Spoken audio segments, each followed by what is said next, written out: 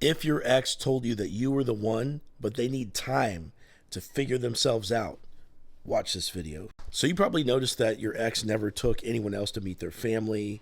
They told you that no one's ever treated them like this before. And you might have noticed that your ex was very sad at the time of the breakup. So it doesn't make fucking sense why they would let you go when they tell you that you're the one. You're probably wondering, was it all a lie or something like that? Look, that's a very elaborate hoax to spend months and months and even years with you and to tell you that you're the one when they really don't give a shit. It was real, and you know it was because you lived through all those moments. They were genuine, and you wouldn't have gotten fooled to the point of sitting around watching a video about getting your ex back, you know, if you didn't have feelings, if they didn't have feelings and that you didn't reciprocate. Your ex sees you as the one. Now, if you chase them and you hassle them and you try to get them to reconsider the breakup, they might stop saying that. They might say, well, I really don't know how I feel anymore.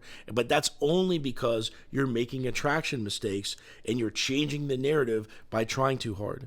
But the reason your ex needs time to figure themselves out, to work on their mental health, to regain their independence, etc., okay, is because they people please, and you might notice this in the relationship, they went with the flow a lot, and they never told you what bothered them or what they needed from you in the relationship. They just kept it trucking the whole time.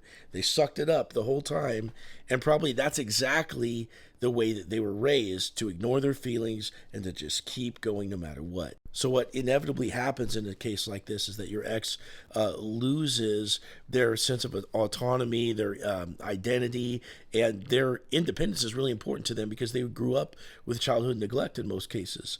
So that's how they survived.